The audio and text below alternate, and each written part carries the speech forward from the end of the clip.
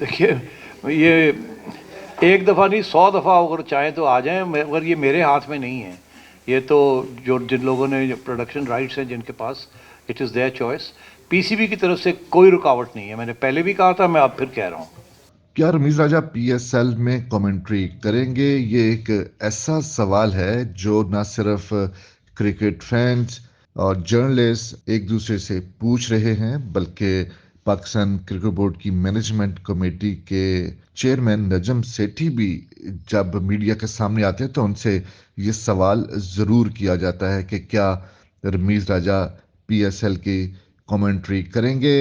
جو 7واں ایڈیشن تھا اس میں مہمان کی حیثیت سے تو رمیز راجہ کمنٹری باکس میں آتے رہے، لیکن اس وقت وہ چیئرمین تھے اس لیے انہوں نے باقاعدہ کمنٹری نہیں کی تھی. لیکن اس سے پہلے جو 6 ایڈیشن تھے پاکستان سپر لیگ کے، اس کے انٹیگرل پارٹ رہے ہیں کمنٹری باکس کے، اور رمیز راجہ کی ایک آواز ایسی تھی جو کہ پی ایس ایل کی پہچان بھی بنی تھی. لیکن اب کیونکہ پاکستان کرکٹ بورڈ کے وہ چیئرمین نہیں رہے، نجم سیٹھی چیئرمین آ چکے ہیں، اس لیے ہمیشہ یہ سوال جب بھی نجم سیٹھی پریس کانفرنس میں آتے ہیں تو ان سے ضرور پوچھا جاتا ہے، کیونکہ رمیز راجہ نے کڑی تنقید کی ہے موجودہ مینجمنٹ کے اوپر. موجودہ مینجمنٹ جس طریقے سے آئی اس کے اوپر بہت زیادہ تنقید کی، ہیڈ آن ہوئے دونوں ایک دوسرے کے ساتھ، ایک دوسرے کو جواب بھی دیا، لیکن اگریسو رہے زیادہ رمیز حسن راجہ. اور یہی عام تاثر پایا جاتا ہے کہ ہو سکتا ہے کہ رمیز راجہ کو اس مرتبہ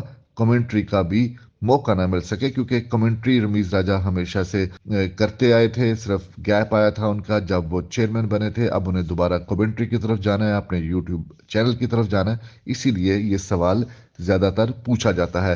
پی ایس ایل کے جو شیڈیول تھا اس کی اناؤنسمنٹ تھی جب اس پریس کانفرنس میں نجم سیٹھی تھے، اور نجم سیٹھی سے پریس کانفرنس کے اختتامی لمحات میں جب یہ پوچھا گیا کہ کیا رمیز راجہ کمنٹری کریں گے، انہیں پینل میں شامل کیا جائے گا، تو نجم سیٹھی کا جواب تھا کہ رمیز راجہ 100 مرتبہ آئیں کمنٹری کریں، ہماری طرف سے کوئی رکاوٹ نہیں، میری طرف سے کوئی رکاوٹ نہیں ہے، لیکن یہ سب میرے ہاتھ میں نہیں ہے، یہ فیصلہ کرنا براڈ کاسٹنگ ٹیم کا ہے. اب دیکھنا یہ ہے کہ براڈ کاسٹرز جو ہیں وہ رمیز راجہ کو شامل کرتے ہیں یا نہیں کرتے. لیکن نجم سیٹھی نے کراچی میں بھی جو میڈیا سے گفتگو ہوئی تھی اس پہ بھی کہا تھا کہ ان کے دروازے کھلے، اگر کمنٹری کرنا چاہتے ہیں تو وہ کمنٹری کریں، انہیں کمنٹری سے نہیں روکا جائے گا. لیکن اب پال جو ہے وہ براڈ کاسٹرز کے ہاتھ میں ہے.